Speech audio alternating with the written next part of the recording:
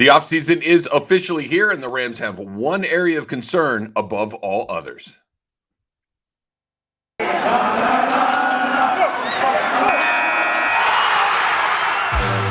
You are Locked On Rams, your daily Los Angeles Rams podcast.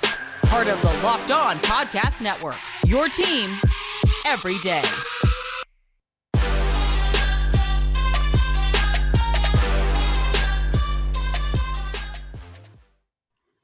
Thanks for making Locked On Rams your first listen every single day. We are free and available on all platforms, so make sure that you subscribe to that code there. Click that subscribe button and make sure that you got us locked in every single day along the way. My name is Travis Rogers.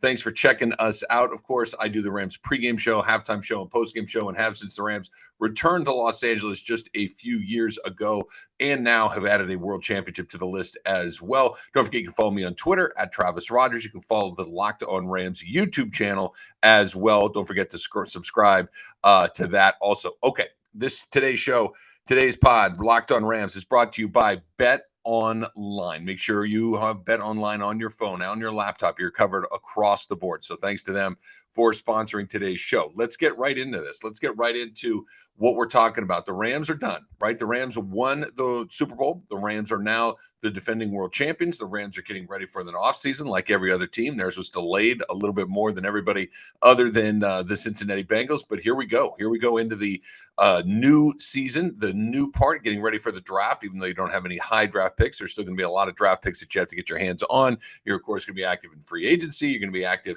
in every way that they can try to improve this team along the way. So the number one thing that they need to do here in this upcoming 2022 season, in my opinion, is they need to get better in the secondary. Think of all the things that the Rams were very, very good at this season. The Rams have an elite quarterback. The Rams have the best wide receiver in football. The Rams have a platoon situation of running backs, all three of which are somewhere between decent and not half bad at all, right? You look at Darrell Henderson, who's hurt all the time, but when he's in there, pretty darn good. You look at Sony Michel, who I think did an incredible job coming into the team this year and developing a pretty steady approach to the way that he was involved in Sean Mcvay's offense. And then you've got Cam Akers, who is probably the best of the little bit of fumble bugs along the way. So we'll see how they switch that up. The offensive line, you're going to have to get that squared away. We'll see whether or not the defensive line looks the same. Obviously, Aaron Donald will be back, and we'll see whether or not that Von Miller is going to be there. We'll see how that shakes out. But the one thing, when you look at this team, to me, that needs to be addressed in the draft, that needs to be addressed in free agency, that needs to be addressed in some way, shape, or form going into next season is the secondary. Because you basically have one guy that you can depend on week in and week out.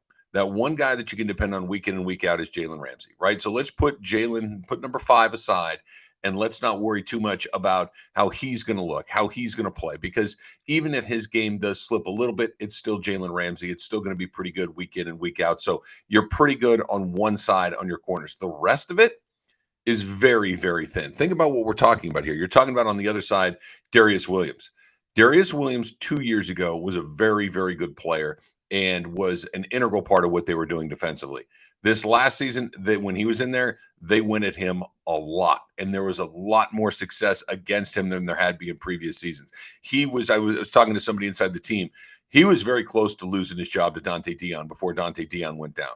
And Dante Dion is a decent player. We'll talk about him in a second, but he cannot be your second best corner. He's just not at that level at this point in his career. That's how close Darius Williams was to losing his job, that he nearly lost it to Dante Dion. Okay, so you have to get better right there. Now, who are your backups? We're talking about guys like Dante Dion. We're talking about guys like David Long. These are not players that you can count on the way that you're going to need to go win a Super Bowl. They got through this because Jalen Ramsey is so good. They got through this because that front is so incredibly effective that you only have to cover guys for a couple of seconds along the way before Leonard Floyd gets home, before Aaron Donald gets home, before Von Miller is going to get there. And if any of those guys leave, and time will tell, we'll talk about that over the next couple of months. Now what do you have? Now what do you have as far as your secondary? You just do not have nearly enough on the outside of Jalen Ramsey to get that done. So who else is on that list, right? You're looking at guys like Robert Rochelle, another guy that they brought in the middle of the season. So You got Rapp, which we'll talk about in a second. You've got Eric Weddle, who's not coming back. You've got Fuller, who's back there, and you've got Burgess, who's back there. These are your safeties. Feel good about any of those? Do you feel great about what that is? The Rams gave up a ton of yards. Think about how they would give up yards this season. They would give up a lot of yards between the 20s, right? Between the 20s, they were an incredibly porous defense that gave up a lot of yards. Now they would lock it down inside the 20, but again, that's more of a function of what's happening up front with the defensive front four. They're getting pressure on the ball. They don't have to worry about the ball going over the top. They have to cover in much smaller space, much more effective. But between the 20s, they're getting pushed around. They are able to, the opponents are able to move the ball regularly against them, and that's something that has to get addressed. Now, the secondary, or I should say the safeties in the back end, we'll see how that goes over the next couple of months when they address that in the draft. They need to get better. When your next best bet is picking up the phone and saying to Eric Weddle, hey, can you come off the couch? Can you stop playing pickup basketball? And can you come play in the playoffs for us? That's how thin they were at that position. That's how little faith they had in those guys in that spot, that they felt they needed to go get a guy that hadn't played in 2 years. Now, that's not being disrespectful to Weddle at all, who I thought was brilliant for the Rams. He did about as good a job as you could hope for in that situation. So good on him. He's not coming back. You're going to need Burgess and Fuller and some of these guys to step into that role. And Fuller has been pretty good. He got hurt and missed some time. Maybe he comes back. Maybe he picks up right where he was. Maybe he's one of the guys that you can build around in there. Of all the guys that we've mentioned, Jordan Fuller's probably the best bet in that situation. But beyond him, I don't know. I don't know what that looks like, which brings us to the next thing that I want to get into, which brings us to the future of Taylor Rapp. Taylor Rapp was their number one overall pick, not a first round pick, but their first pick in the draft a few years ago out of Washington, and whether or not he's going to be able to play in that position or whether or not he needs to move somewhere else. That's coming up in just a second.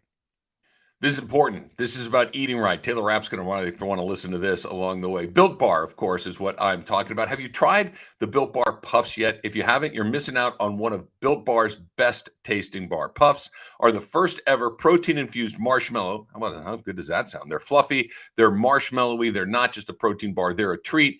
And like all the Built Bars, they are covered in 100% real chocolate. All Built Bars covered in 100% real chocolate. Yes, Puffs included. 100%. You can't do better than that. And here's the good news. High calorie, I should say low calorie. That's what we're looking for. High protein. And you can just take all that junk that's in your car, that's in your desk, that's at your home, that's in your cabinet, all that stuff. Get rid of it. Replace it with Built Bars. Go to BuiltBar.com and scroll down to the macros chart, and you're going to see what these things are made out of.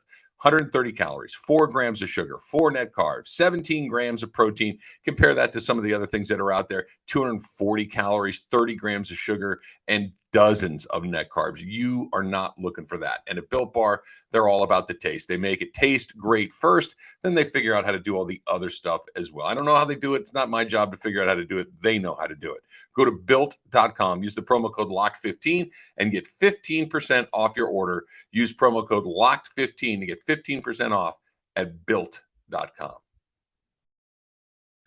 And thanks for making Locked On Rams your first listen every day. Make sure you're following Locked On NFL as well. Locked On experts covering the biggest stories around the NFL every Monday through Friday in less than 30 minutes.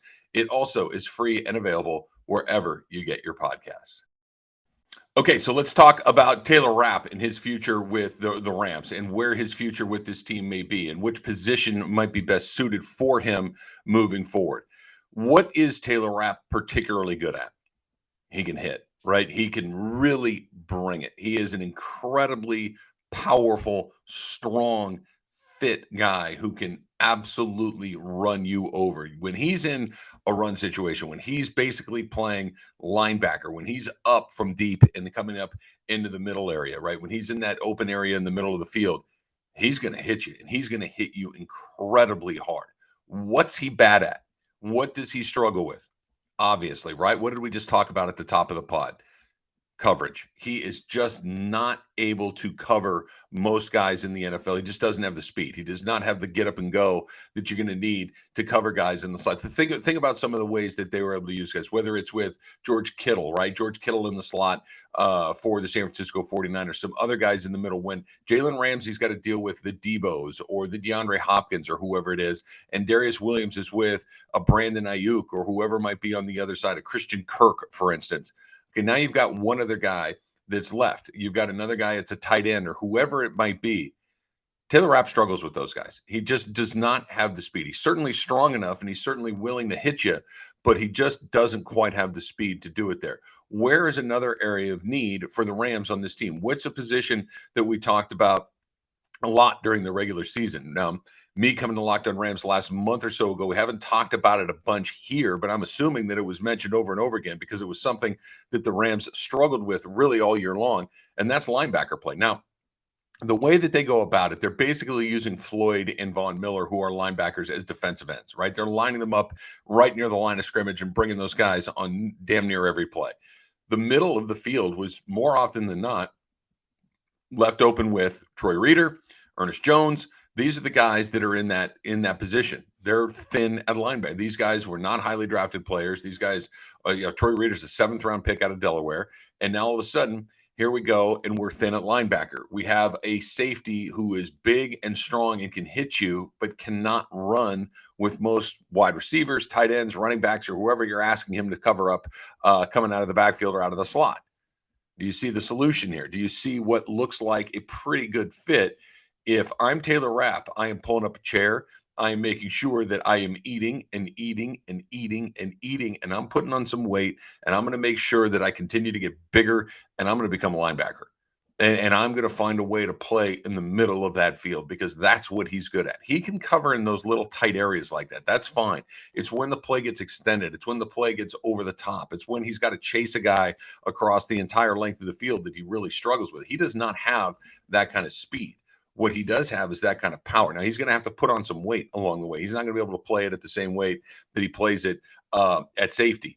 But the one thing that he's been able to do since going back to Washington, since coming into this NFL, is hit. The one thing that he has not been able to do is cover. This seems like a pretty good fit to move him from a safety position into more of a linebacker. Now, you can label it however you want. You can label him a strong safety. You can label him a middle linebacker. Call it whatever you want. The labels are not nearly as important as the way that you're going to be able to use him.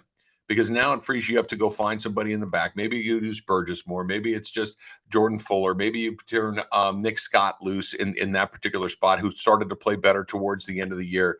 But you've got an extra guy, and I think that the odd man out in this is Taylor Rapp. He's just does not have the foot speed to do that. And if you put him in the middle of the field as a linebacker, I think that frees you up a lot of different ways. You can still get pressure with your front four. You can still cover a little better in the back end. And now all of a sudden you've got more depth at linebacker, and maybe he's even your best guy.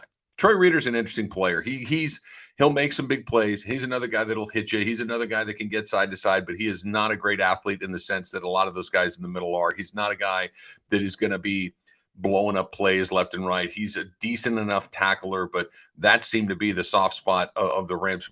This is what we're talking about, right? Think about moving backwards from, you have those guys up front. You have Floyd, you have Miller. Of course, you have Donald, you have Greg Gaines, you have Sebastian Joseph Day, you have Ashawn Robinson. All of those guys up front played really, really well. That part of your defense is highly functional. Once you get to that second layer, once you get to that second level, linebackers and safeties and corners, right? That's when that defense gets more and more suspect. Now, who knows how these other teams in the conference, who knows how these other teams in the division are going to improve between now and the end of the line next year, but you would imagine that they're going to get better offensively. You would imagine that they're going to get better in their passing game. You're going to imagine that Jimmy G is going to be gone. Maybe Russell Wilson is down the road. Maybe Kyler Murray takes a step to the next level. You're going to need guys that can cover. You're going to need guys that can cover both outside, over the top, and in the middle. And these are where the issues that the Rams have and have been really since the beginning of the season. They survived despite having a lot of trouble in the middle of the field. And they did it because they literally have a superhuman up front and two other all-pro guys, another Super Bowl MVP in Von Miller, that are giving the quarterback such little time that all of a sudden those guys that in the back end, that second layer that aren't nearly at the level that the guys up front are, they can cover it because they're that good, because the guys up front are that good, and you only have to do it. And because one guy you can cheat to, because Jalen is so good on one side of the field, you can kind of shade the other side with your other players and kind of compensate for some of the maybe deficiencies that you have there. I think that's the answer. I think that's where they need to go. I think you pull Rapp out of that safety position, you put him in the middle linebacker position, and you play it out from there.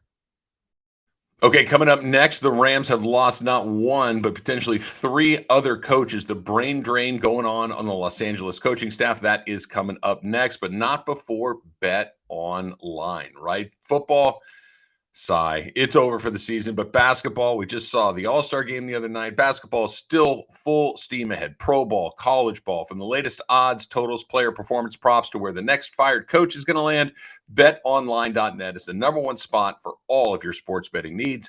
BetOnline remains the best spot for all your sports scores, podcasts, and news this season, and it's not just basketball. BetOnline.net is your source for hockey, boxing, UFC odds, right down to anything you can just imagine. Head over to the website today. Use your mobile device to learn more about the trends and action. Bet online, where the game starts. Okay, so the Rams have to replace a handful of coaches. This is nothing new. This is something that they've had to do pretty much ever since Sean McVay came over. And we've talked about Sean McVay's coaching tree, right? We've talked about the way that he has been able to sprinkle head coaches around the league. We saw Zach Taylor with the Bengals in the Super Bowl on the other sideline. We've seen all sorts of guys across the Brandon Staley in Los Angeles with the Chargers, Matt LaFleur in Green Bay with the Packers. So he's been able to put coaches in different positions, and he continued to do it this year. The latest, of course, is Kevin O'Connor, who is now the head coach of the Minnesota Vikings. So he is gone. He was your offensive coordinator. Wes Phillips, who is the tight end passing game coordinator for the Rams, is going with Kevin O'Connor along the way. Ejiro Evero is now the defensive coordinator in Denver with the Broncos. So you're losing an offensive coordinator. You're losing a secondary coach in Evero. You're losing a tight end and passing game coach in Wes Phillips. Okay, that's three guys. Here's the very good news. Have you noticed any sort of drain on what the Rams do when they've lost their other coaches? When Matt LaFleur left, did you notice a difference? When Brandon Staley left last year to go to the Chargers, did you notice a difference? When Wade Phillips left, when Bones Fossil left, when all of these guys have left, and sure, maybe one unit struggles a little bit at the beginning. I think the special teams unit is a really good indicator. Joe DeCamillis, who was their special teams coach last year, or this most recent season, the season they won the Super Bowl, it was not good to start this. Their special teams were, other than Matt Gay kicking field goals, their special teams were bad. They got it figured out. They were fine by the end of the season. Maybe not league best, but certainly league average. And that, in some of those things, that's going to be just fine. You're not going to be in top 5 in all three things. But what you can be is the guy that knows how to hire people. And we've talked about this. And I think it's incredibly important to what Sean McVay's success has been. He knows how to identify the right people. He knows how to hire the right guys. As good of a coach as he is, as innovative as he is, as good as he is at drawing up an offense, as good as he is at calling plays, as good as he is motivating and getting his players to play hard, as good as he is at getting buy-in, we, not me, and, be at your best when your best is required, all of these things. Those are all incredibly valuable traits as a head coach. What he's terrific at is hiring people. Never put the football coach stuff aside. He's an amazing executive. He hires really good people, puts them in a position to succeed, and they do. Think about all of the turnover they've had on his coaching staff since he's taken over here in LA. You're talking about head coaches across the league, defensive coordinators, other guys are going to different places, and he just goes and finds the next guy. And I'm sure he would love to have some consistency and love to have some guys that are able to do what needs to get done year after year after year. But when you're good the way that they are, when you're successful the way that he and the Rams have been, you're going to lose guys. It's one of the penalties of being a really good team is that guys will leave. Guys will get opportunities to go be head coaches other places. And McVay doesn't do that weird thing where he chokes guys out and says, you don't get to go anywhere. You don't get to talk. You don't get to do this, that, or the other thing. He empowers them to go places. He empowers them to win. He empowers them to go be head coaches, go make money, go start their own careers. Why do you think all these good coaches want to come work for him in the first place? Because he makes sure that they get to go to the next step. It's an incredibly valuable tool. Come here, spend some time. Maybe it's 3 or 4 years. Maybe it's 1. Maybe you can go like Brandon Staley, come over from Denver, become the defensive coordinator, boom, head coach of the Chargers. Maybe you can do the LaFleur. Maybe you can do Zach Taylor. You don't think that Raheem Morris is going to get another shot as a head coach in a year or so? Of course he is.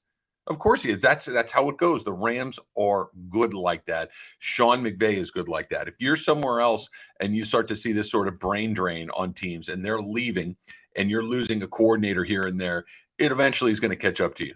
Not here.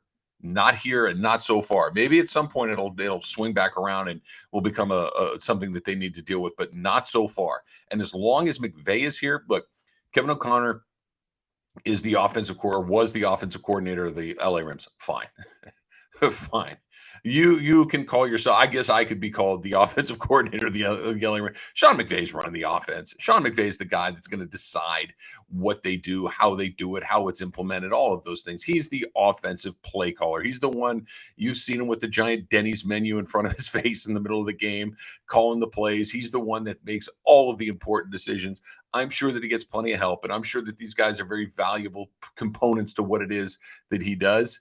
But come on, man. He's not the guy he's the guy. It's not Kevin O'Connor. Kevin O'Connor may be brilliant. Minnesota Vikings fans will find out soon enough whether or not he is. And I can't tell you if it's going to work or not. Who knows? My crystal ball is busted. What I can tell you is Sean McVay's offense is going to work. You know how I know? Because it's worked every single season. And okay, let's put this in there for a second. We should do this maybe on tomorrow's pod. If this is what happens in your first year with that quarterback, what happens in years 2, 3, 4? Does Matthew Stafford look like he's slowing down anytime soon? Does he look like he's lost a little bit of whatever edge he had in his career? Not to me, it doesn't. So what does that look like moving forward? We'll get into that later on in the pod. But I'm telling you right now, these guys all leaving, it's a challenge. I'm not saying it's easy, but this is not the blow that it could be for a lot of other teams along the way. I think that the Rams are going to be just fine. I think the Rams will continue to find good coaches. I think that of all the traits that Sean McVay has, his ability to hire the right guys is right near the top of the list. All right, thanks for making Locked On Rams your first listen every single day. It's free and available on all platforms. My name is Travis Rogers. Make sure you follow me on Twitter and, of course, our Locked On Rams Twitter channel and our Locked On Rams YouTube channel as well. Now, make your second listen Locked On NFL Draft. Ryan Tracy and former NFL cornerback Eric Crocker bring the NFL Draft to life every day with insight and analysis on college football prospects and NFL front offices. It also is free and available wherever you get your podcasts. Until next time, whose house? It's Locked On Rams house.